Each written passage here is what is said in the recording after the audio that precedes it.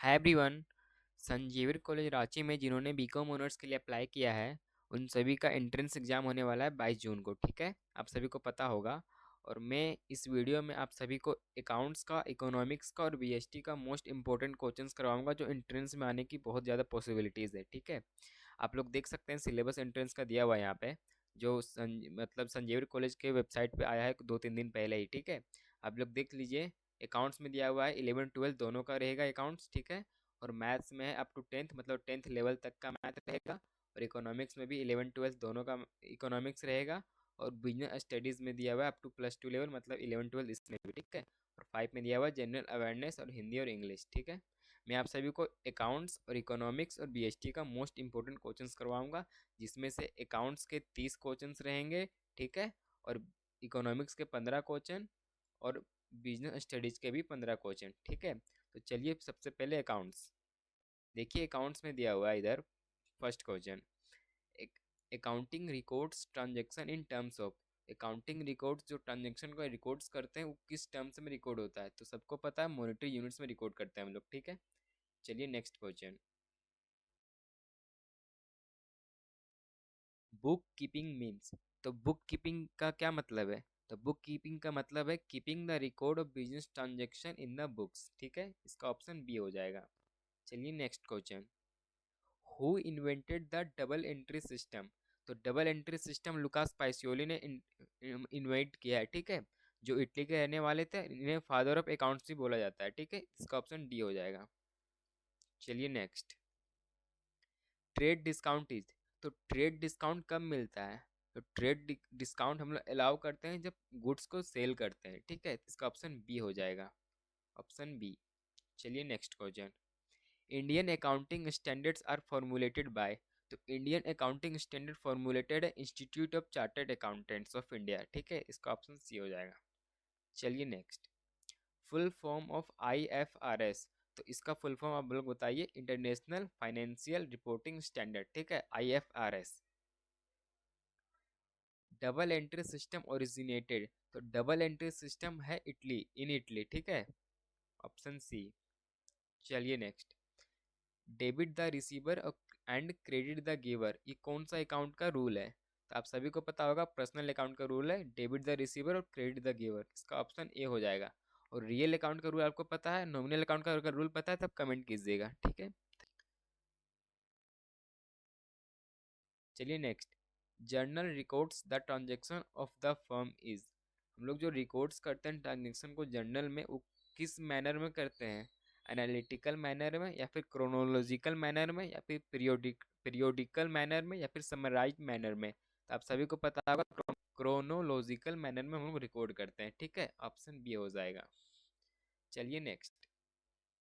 Laser book is popularly known as, तो आपको पता होगा लेजर बुक को हम लोग प्रिंसिपल बुक्स ऑफ अकाउंट्स भी बोलते हैं, ऑप्शन बी।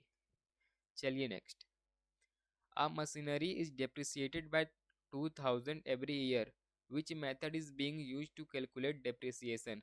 आपको पता होगा अगर डेप्रिसिएट कर रहा है हर साल 2000 से, तो इसको स्ट्रेट लाइन मेथड ही बोलते हैं। ठीक है, जो लगातार सेम अमाउंट से डेप्रिसिएट कर रहा होगा एवरी ईयर। ठीक है, ऑप्शन बी हो जाएगा। चलिए next. Partners current account is prepared when capital of partners is maintained under, तो पार्टनर्स करेंट अकाउंट कब बनाते हैं? जब कैपिटल हमारा फिक्स्ड बेसिस पे हो। ठीक है, ऑप्शन बी हो जाएगा। चलिए next. Profits of the last 4 years 8,000 12,000 14,000 and 16,000, the value of goodwill 2 years average profit. आप लोग देखिए पहले एवरेज प्रॉफिट निकालते हैं। ठीक है, एवरेज प्रॉफिट, तो इसका हो जाएगा 8,000 प्लस 12,000 प्लस 14,000 प्लस 16,000। ठीक है, तो इसका कितना दिया हुआ है? 4 साल का दिया हुआ है। ठीक है, तो इसका देखिए 20 और 30 50,000 हो जाएगा। ठीक है, 50,000, तो इसका हो जाएगा कितना? 12,500। ठीक है, तो इसका एवरेज प्रॉफिट 12,500 है। और दिया हुआ है value of goodwill 2 year average profit, तो गुडविल निकालने का फॉर्मूला आप लोग को पता होगा, 12,500 हो जाएगा और यहाँ पे 2 साल दिया हुआ है तो हो जाएगा 2, तो हो जाएगा 25,000। ठीक है, ऑप्शन सी हो जाएगा ये। ठीक है, चलिए next. The profit of the last 3 years are 42,000, 39,000 and 45,000. Value of goodwill at 2 year purchase of the average profit will be. देखिए पहले एवरेज प्रॉफिट निकाल लेते हैं, एवरेज, ठीक है। तो इसका देख लीजिए, 42,000 दिया हुआ है और 39,000 और 45,000, ठीक है।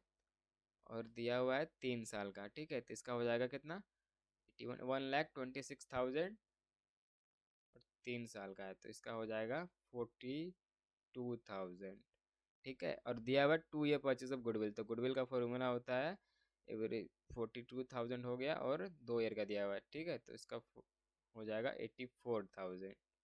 ऑप्शन बी, ऑप्शन बी होगा इसका, ठीक है। चलिए next, according to which AS only purchase goodwill will be recorded in the books of account. तो अकॉर्डिंग टू एएस, तो कि गुडविल एक इनटेंजिबल एसेट है, तो इसको एएस 26 के अकॉर्डिंग करते हैं हम लोग, ठीक है। इसका ऑप्शन बी हो जाएगा। चलिए next, sacrificing ratio is equal to, sacrificing ratio का फॉर्मूला होता है old ratio minus new ratio, ठीक है, ऑप्शन ए। चलिए next, A and B share profits and losses in the ratio 3:1. C was admitted for 1/4 share. New profit sharing ratio will be, हम लोग को new sharing profit ratio निकालना है, ठीक है। तो इसका देखिए पहले, ओल्ड रेशियो दिया हुआ ए एंड बी का 3:1, ठीक है। और सी एडमिट हो रहा है 1/4 रेशियो, 1/4 शेयर का, ठीक है, 1/4। तो टोटल हम लोग 1 मान लेते हैं, ठीक है। 1 माइनस 1/4 इज इक्वल टू 3/4, ठीक है। 3/4 हम लोग निकाल लेते हैं, हम न्यू रेशियो ए का, तो हो जाएगा 3/4, ओल्ड रेशियो दिया हुआ है 3:1, ठीक है। तो ऑफ हो जाएगा 3:4, तो आ जाएगा 9 × 60, ठीक है। बी का निकाल लेते हैं, बी का है 1, ठीक है। तो 1:4 ऑफ 3/4, इसका हो जाएगा 3/16। और सी कितना रेशियो में, कितना शेयर में आया, 1/4 शेयर में, ठीक है। तो डिनोमिनेटर नीचे का सबका सेम करना है, तो सेम करने के लिए 4 से मल्टीप्लाई कर देंगे इसको, इसको भी, ठीक है। तो सेम हो जाएगा 4:16। तो न्यू रेशियो हो गया 9:3:4, ठीक है। तो इस ऑप्शन में दिया हुआ है, सी में दिया हुआ है, तो इसका ऑप्शन सी हो जाएगा। चलिए next question, gaining ratio is calculated. तो हम लोग गेनिंग रेशियो कब कैलकुलेट करते हैं, तो हम लोग गेनिंग रेशियो कैलकुलेट करते हैं at the time of retirement of a partner, ठीक है। और हम लोग, इसका ऑप्शन बी हो जाएगा। चलिए next, equity shareholders are, तो इक्विटी शेयर होल्डर्स ओनर्स होते हैं कंपनी के, ठीक है, कंपनी के ओनर ही है। चलिए, premium on issue of share shown and side of the balance sheet, मतलब जब हम लोग शेयर इशू करते हैं उसका जो प्रीमियम होता है वो बैलेंस शीट में किस साइड शो होता है, एसेट्स के साइड या फिर लायबिलिटी के साइड। तो ये शो होता है लायबिलिटी के साइड, ऑप्शन बी हो जाएगा। चलिए next, shareholder gets, shareholder को क्या मिलता है, तो शेयर होल्डर्स को डिविडेंड मिलता है, ठीक है, ऑप्शन बी हो जाएगा। चलिए नेक्स्ट, देखिए 23, when full amount is due on any call but it is not received, then the shortfall is debited to। जब हम लोग कॉल का मनी, यानी जब हम लोग अमाउंट ड्यू करते हैं उसका मनी रिसीव नहीं होता है, तो कौन सा अकाउंट डेबिट करते हैं उसके जगह पे, तो हम लोग को सबको पता है calls in arrear account debit होता है उस जगह पर, ठीक है, ऑप्शन बी। चलिए next, if equity share of 10 rupees each is issue at 12 rupees, it is called. तो शेयर का प्राइस है 10 रुपया और इशू हो रहा है 12 रुपया में, तो इस जो +2 है ये है प्रीमियम, ठीक है। तो इसका हो जाएगा issue at premium, option B. चलिए नेक्स्ट, इन debenture holders are the company of, debenture holder जो होते हैं वो कंपनी के क्या होते हैं, तो वो कंपनी के क्रेडिटर्स होते हैं, ठीक है, ऑप्शन सी हो जाएगा। चलिए next, as per provision of companies act 2013, under which section the final accounts of a company is prepared, मतलब कौन सा प्रोविजन ऑफ कंपनीज एक्ट के जो है, कौन सा सेक्शन के अकॉर्डिंग हम लोग फाइनल अकाउंट्स बनाते हैं कंपनी के। तो इसका सेक्शन है 129, मतलब 129, ठीक है। इसका ऑप्शन सी हो जाएगा।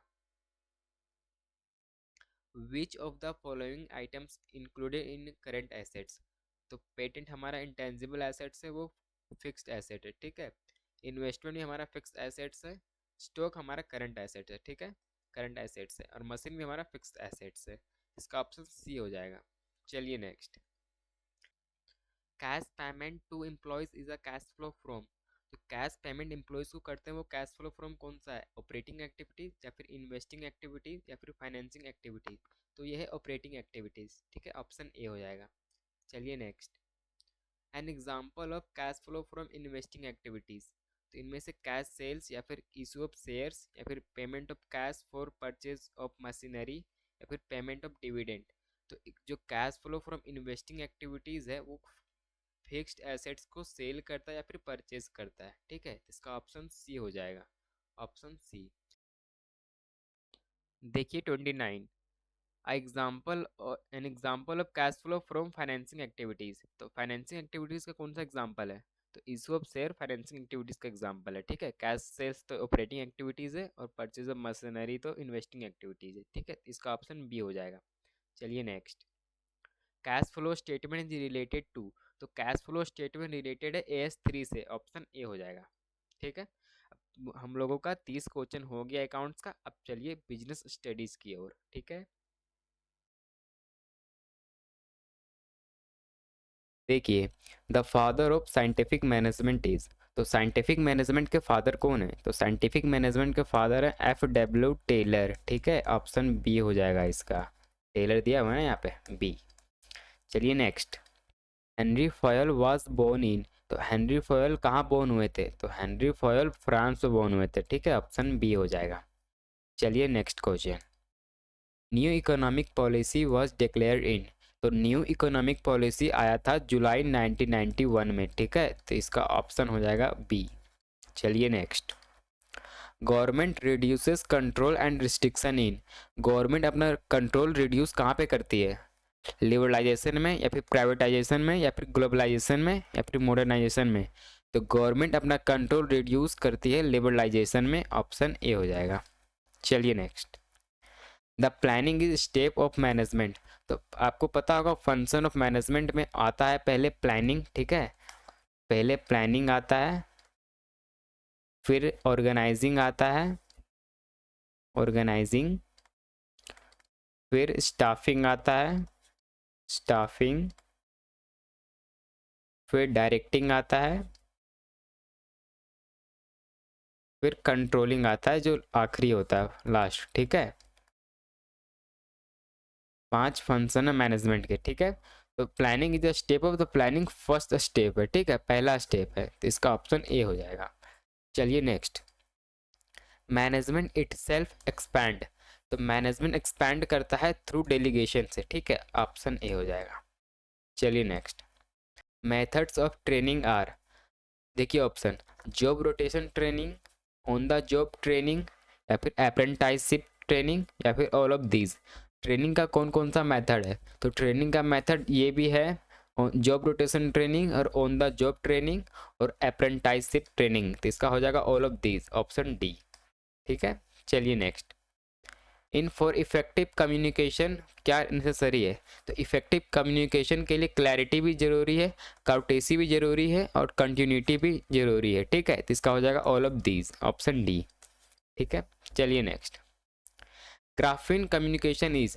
तो ग्राफीन कम्युनिकेशन को हम लोग इनफॉर्मल कम्युनिकेशन भी बोलते हैं, इसका ऑप्शन ए हो जाएगा। चलिए नेक्स्ट, कंट्रोलिंग इज द, आपको बताया था ना मैंने पहले फंक्शन में, आपका पहले होता है प्लानिंग, ठीक है, प्लानिंग, और आखिरी होता है कंट्रोलिंग, जो लास्ट बताया था 5 वाला कंट्रोलिंग, ठीक है। तो यहाँ पे कंट्रोलिंग एक लास्ट फंक्शन ऑफ मैनेजमेंट है, ठीक है, ऑप्शन बी हो जाएगा। चलिए next, bank overdraft facilities are available on. जो बैंक में ओवरड्राफ्ट फैसिलिटीज है वो किस किस बैंक अकाउंट के अंदर होता है, सेविंग बैंक अकाउंट्स के अंदर या फिर करेंट अकाउंट के अंदर या फिर टर्म डिपॉजिट अकाउंट्स के अंदर या फिर ऑल ऑफ दीज। तो बैंक ओवरड्राफ्ट फैसिलिटीज सिर्फ करंट अकाउंट के अंदर होता है, ठीक है, इसका ऑप्शन बी हो जाएगा। चलिए next, the characteristics of good brand are. तो जो ब्रांड नाम होता है उसके लिए अच्छा जो नाम है क्या है, शॉर्ट नाम होना चाहिए या फिर मेमोरेबल होना चाहिए या फिर अट्रैक्टिव होना चाहिए या फिर ऑल ऑफ दीज होना चाहिए। तो अच्छा ब्रांड का नाम शॉर्ट नेम भी होना चाहिए, मेमोरेबल भी होना चाहिए और अट्रैक्टिव भी होना चाहिए। इसका हो जाएगा all of these, option D. चलिए next, consumer dispute settlement agency are. Consumer को जो सेटलमेंट करे एजेंसी जो है डिस्प्यूट के लिए, वो डिस्ट्रिक्ट कमीशन भी है, स्टेट कमीशन भी है और नेशनल कमीशन भी है। ठीक है, इसका हो जाएगा ऑल ऑफ दीज।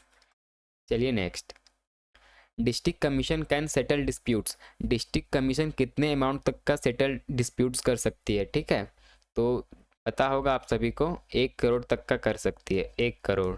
ठीक है, 1 करोड़ से ज़्यादा नहीं होना चाहिए। डिस्ट्रिक्ट कमीशन 1 करोड़ तक का सेटल कर सकती है। और स्टेट कमीशन जो होता है वो सेटल करता है, स्टेट कमीशन सेटल करता है 1 करोड़ से लेके 10 करोड़ तक। ठीक है, और नेशनल कमीशन जो होता है, नेशनल कमीशन सेटल करता है 10 करोड़ से प्लस होना चाहिए। ठीक है, चलिए नेक्स्ट, तो इसका हो जाएगा 1 up to 1 करोड़। ठीक है, ऑप्शन डी। चलिए next, the consumer protection act was passed. तो कंज्यूमर प्रोटेक्शन एक्ट पास हुआ था 1986 में, ऑप्शन बी हो जाएगा। ठीक है, हमारा बिजनेस स्टडीज का इंपॉर्टेंट क्वेश्चन हो गया। अब चलिए इकोनॉमिक्स। ठीक है, इकोनॉमिक्स देखिए, the slope of production possibility curve falls. तो प्रोडक्शन पॉसिबिलिटी कर्व फॉल्स किधर से किधर होता है? From left to right, from right to left, या फिर फ्रॉम टॉप टू बॉटम, या फिर फ्रॉम बॉटम टू टॉप। तो आप सभी को पता होगा कि प्रोडक्शन पॉसिबिलिटी कर्व कैसे बनता है। देखिए, प्रोडक्शन पॉसिबिलिटी कर्व आपको पता होगा ऐसे होता है, from left to right. Okay, तो इसका हो जाएगा ऑप्शन ए। ठीक है, चलिए नेक्स्ट, इंडिफरेंस कर्व स्लोप्स। तो इंडिफरेंस कर्व का स्लोप कैसे रहता है? आपको पता होगा, इंडिफरेंस कर्व ऐसे बनता है, इसका स्लोप ऐसे होता है। ठीक है, इसका हो जाएगा फ्रॉम लेफ्ट टू राइट, इसका भी। ठीक है, ऑप्शन बी। चलिए next, in which economy decisions are taken on the basis of price mechanism. आपको पता होगा प्राइस मैकेनिज्म के बेसिस पे कौन सा इकोनॉमिक डिसीजंस लेता है। ठीक है, तो देखिए, सोशलिस्ट इकोनॉमी का मतलब होता है प्लान इकोनॉमी, मतलब इसमें पूरा जो डिसीजन लेता है वो गवर्नमेंट लेता है। ठीक है, गवर्नमेंट के थ्रू पूरा डिसीजन लिया जाता है। और मार्केट इकोनॉमिक में जितना भी मार्केट का जो डिसीजन है वो मार्केट ही लेता है, और इसका जो प्रॉब्लम है वो सॉल्व करता है market forces of demand and supply. इसी को बोला जाता है प्राइस मैकेनिज्म। ठीक है, इसका हो जाएगा ऑप्शन बी। और मिक्स्ड इकोनॉमी वो है जहाँ पे गवर्नमेंट और मार्केट दोनों मिलकर डिसीजन लेता है। ठीक है, जिससे हमारे इंडिया में मिक्स्ड इकोनॉमी चलता है। ठीक है, इसका ऑप्शन हो जाएगा बी। ठीक है, यहाँ पे पूछा है प्राइस मैकेनिज्म। ठीक है, चलिए next, the demand for which type of commodity decreases with an increase in the consumer income. Consumer के इनकम बढ़ने से कौन से कमोडिटी का डिमांड कम हो जाता है? तो inferior goods. Inferior good negative income effect. ठीक है, तो कंज्यूमर का इनकम जैसे ही बढ़ेगा वो कमोडिटी डिक्रीज हो जाएगा उसका डिमांड। ठीक है, इन्फीरियर गुड्स, ऑप्शन बी। चलिए next, if the elasticity of demand is 1.5 then it is. अगर इलास्टिसिटी ऑफ डिमांड 1.5 है तो वो क्या होगा? इलास्टिक डिमांड होगा, या फिर इन इलास्टिक डिमांड होगा, या फिर यूनिट इलास्टिक डिमांड होगा, या फिर परफेक्टली इलास्टिक डिमांड होगा। तो अगर इलास्टिसिटी ऑफ डिमांड 1.5 है, देखिए इलास्टिक डिमांड में होता है मोर देन 1 होना चाहिए। ठीक है, इलास्टिक डिमांड में मोर देन 1 होना चाहिए, और इन इलास्टिक डिमांड में लेस देन 1 होना चाहिए, लेस देन 1। ठीक है, और यूनिट इलास्टिक में इज इक्वल टू 1 होता है। ठीक है, और परफेक्टली इलास्टिक में इन्फिनिटी जाता है। ठीक है, तो इसमें 1.5 है मतलब 1 से ज़्यादा है, तो इसका हो जाएगा ये इलास्टिक डिमांड, ऑप्शन ए हो जाएगा। ठीक है, चलिए next, the quantity of supply of a good increase by 5% when the price increase by 5%, then the supply of the good will be. देखिए, सप्लाई जो मतलब क्वांटिटी ऑफ सप्लाई जो है वो इंक्रीज कर रहा है 5% से। ठीक है, और जो प्राइस है वो भी इंक्रीज कर रहा है 5% से। तो इलास्टिक सप्लाई कितना होगा? तो इलास्टिक सप्लाई मतलब 5% से इंक्रीज हो रहा है, 5% से प्राइस भी इंक्रीज हो रहा है, तो इसका हो जाएगा 1। ठीक है, तो 1 किस में आता है? Elastic supply is equal to 1 होता है यूनिट इलास्टिक सप्लाई में। ठीक है, ऑप्शन सी हो जाएगा। चलिए नेक्स्ट, एट विच टाइम में all the factors of production can be change. तो लॉन्ग रन में हम फैक्टर्स ऑफ प्रोडक्शन को चेंज कर सकते हैं। ठीक है, ऑप्शन सी हो जाएगा। चलिए next, the price of goods is perfect competition is determined by. तो इसका डिटरमाइन होता है डिमांड एंड सप्लाई से। ठीक है, ऑप्शन डी हो जाएगा।